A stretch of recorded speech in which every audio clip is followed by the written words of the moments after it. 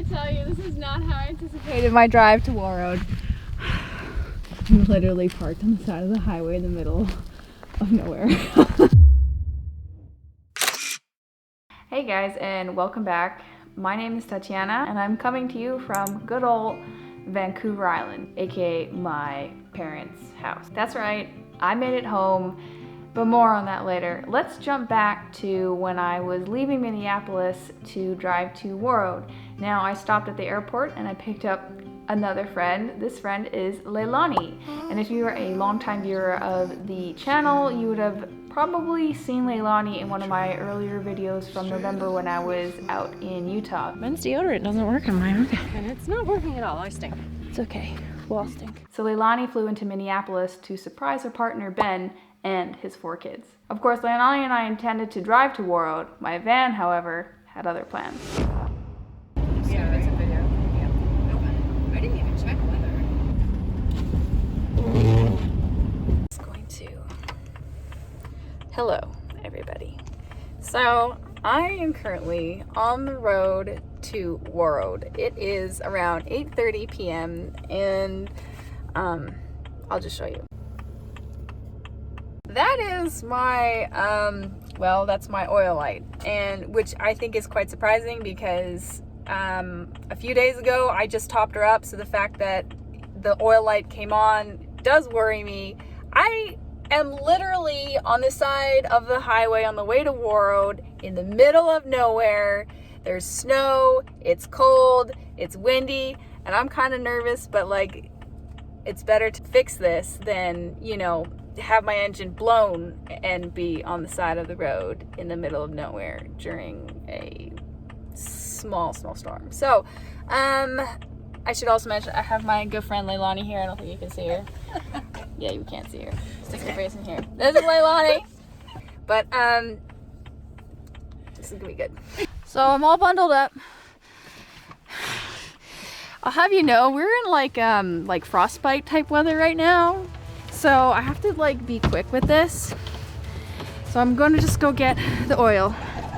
I'm so glad it's not like full on blizzarding. Like I'm very lucky on that front.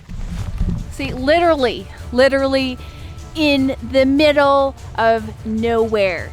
Nowhere. Check it out.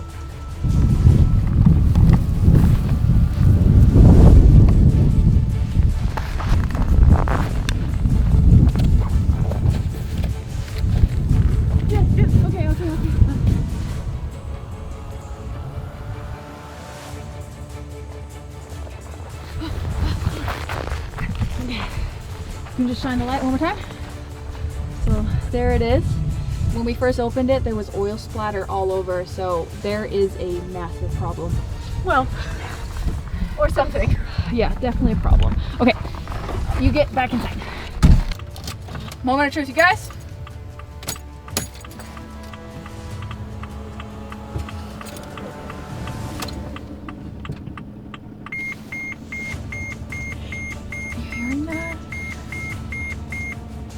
You hearing that? That's not good. So it is making a really weird noise, and I don't know if it's just because I put new oil in it and that's just the noise it makes with the new oil in it. Not liking it. So after that whole debacle, we get the oil in the van and she starts up again and makes sort of a weird sound that I've never kind of heard before. I decide, whatever, let's just start driving and maybe the sound will go away. Not even a mile down the road do I realize that I didn't put the oil cap back. So I was like, oh my gosh, oh no. Of course, immediately pull over, also freaking out, thinking like, is the oil cap even going to be where I left it? Luckily, the oil cap was still where I had left it. I didn't film any of this, by the way, because I was completely freaking out, but when I opened the hood of the vehicle, oil was everywhere. It was on the interior of the hood. It was all over the engine. I have never seen such a big mess in my life. And I was like, oh my gosh, this is so embarrassing. But thank goodness I had the oil cap to be able to like cover it up and stop any more, you know, oil mess. And I mean, we were only like 45 minutes away, which was like so frustrating because we were so close yet so far. So I did that. We hopped back in the van and drove on over to Ben's house, where we surprised him, and he may have cried a little bit, and I thought it was so heartwarming and so touching. And the rest of the evening we caught up and before going to bed. The next day, one of the first things we did was check with the mechanic to see if he was available to take my van and take a look at it. Luckily he was, so we brought it over and he took a look. Definitely oil splatter all over, and I was like, oh, that's never been a thing before. And Oh, you're missing your dipstick. Pardon? Your dipstick right there. Oh no. Don't like the sound of that. Be your transmission stick. Oh, sorry. That's not good. You don't drive it much, I'm guessing. Pardon? I drive it. How many miles have you done? A lot.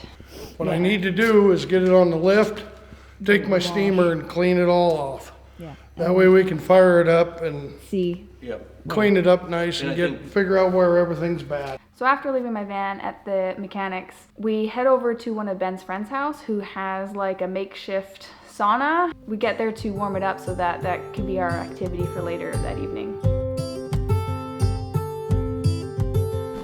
So we're gonna possibly get the sauna ready for tonight. I don't know.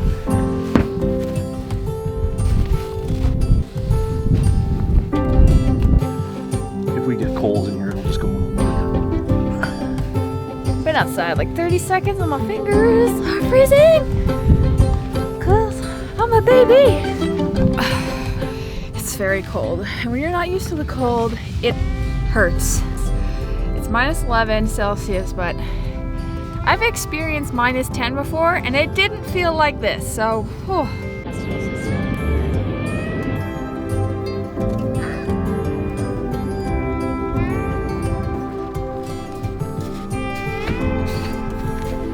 Time to get naked!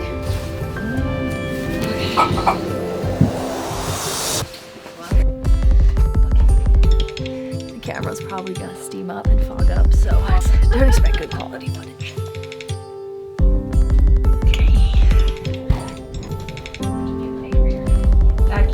I told you it's gonna be spotty. Just because the quality here, light. Oh, it's warm up here.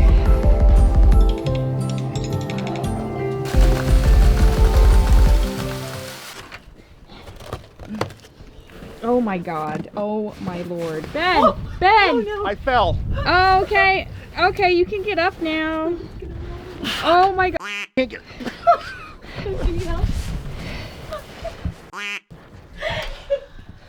How do you feel, Ben? It was exhilarating.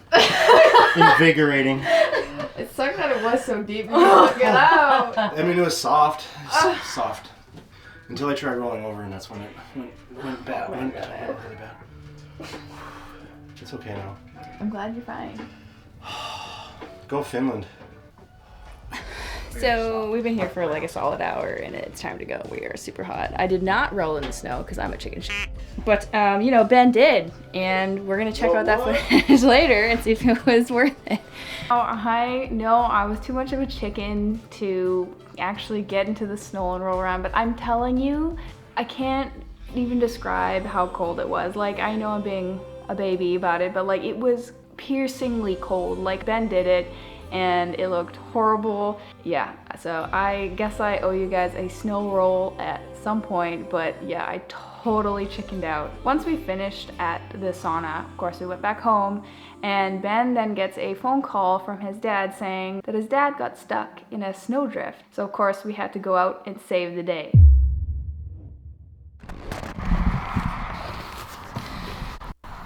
So a common occurrence out here are these snow drifts that happen on the roads. What happens is the wind blows the snow onto the road and then drops it there. And if you don't have a big enough truck to be able to get through it, well, you get stuck.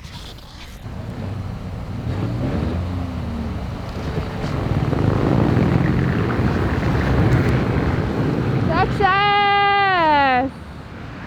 Yeah!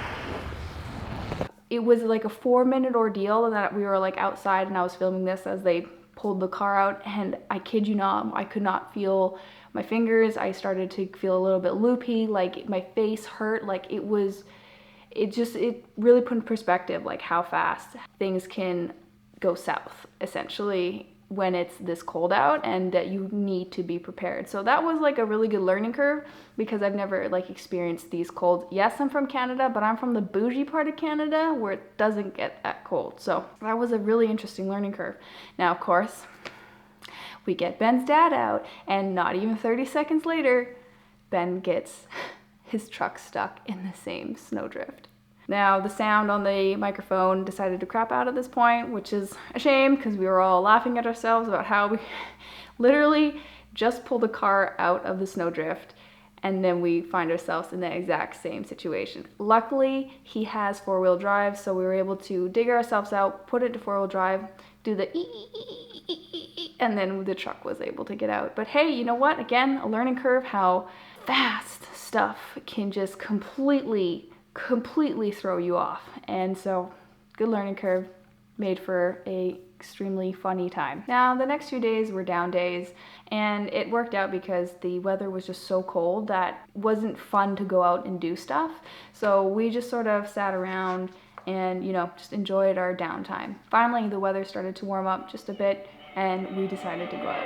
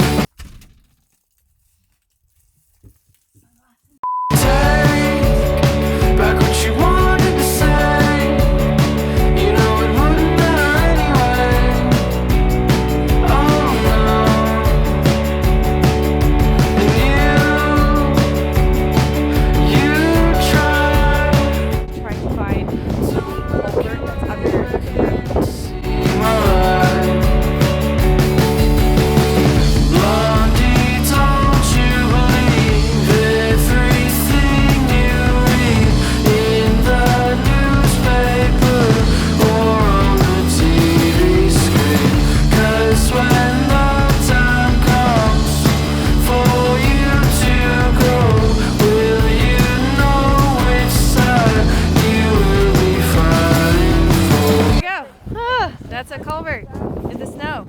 Really good place if you find yourself in a snowstorm and want a nice warm place to get out of the wind because it's cold. Dig yourself a foxhole.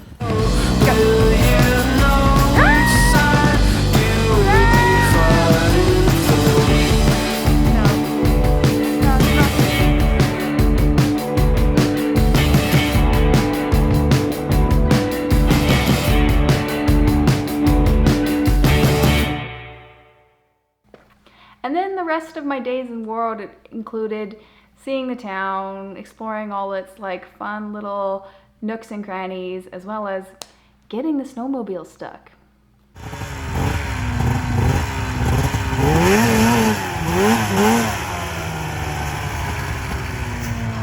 The weather was warming up. All the snow was turning into slush, and these snowmobiles, if you've never driven one before, are really hard to turn, and there was two of us on one snowmobile, so there was like extra weight and you have to like give yourself extra time to turn. And well, we turned ourselves into a slushy ditch, and the snowmobile completely sunk. We were on our way to take the snowmobiles to Ben's friend's house to help fix it because there was a small portion that was broken, and we literally got stuck in the ditch across the street from his friend's house. So his friend was kind enough to, you know, get his truck and a tow cable and pull us out of the ditch and then fix the problem, and then we proceeded to head back. And that was my experience snowmobiling. I would love to go back and actually like drive the snowmobile like across the lake and across the snow. I think that would be really, when it's like, you know, prime weather for that, I think that would be really, really fun. I should probably discuss like why Warroad.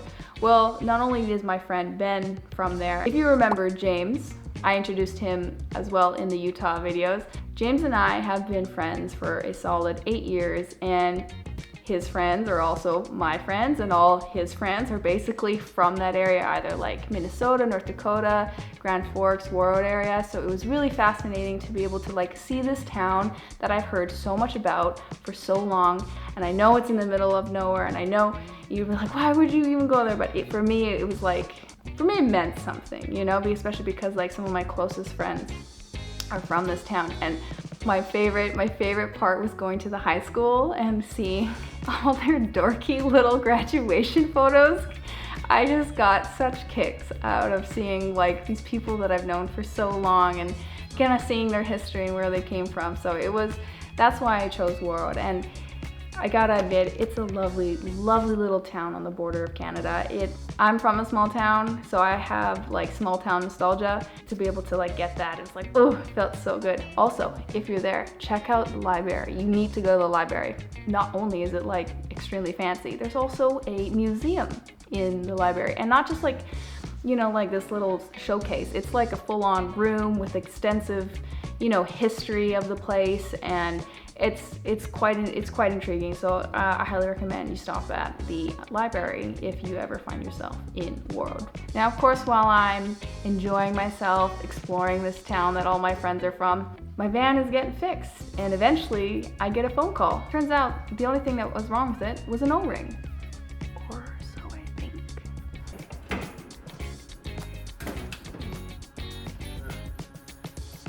Oh, she's all clean. Thank you. No, it was just the O-ring. That was it. Yeah. Now that my van's fixed, I have to make the preparations to make my long trip over the border and back across Canada. Now, I'm going to end this week's vlog here, and my final video from this trip will be out next Sunday. Looking at me. Fight you. The boys have been out I there. will fight you.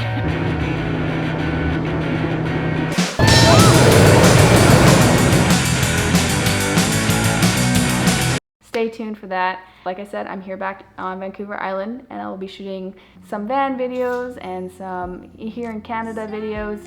So you can definitely expect that. I also hope to shoot a Q&A, so questions about myself or van life or travels or adventures, please go ahead and put them in the comments and I'll be selecting a few. Thank you everyone for being here, and I'll see you next week. Bye.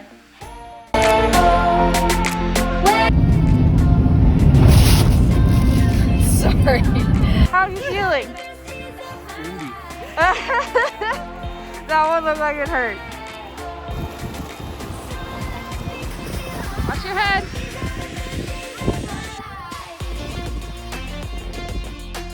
Two childhood dreams, I tell you. Making a network of snow caves.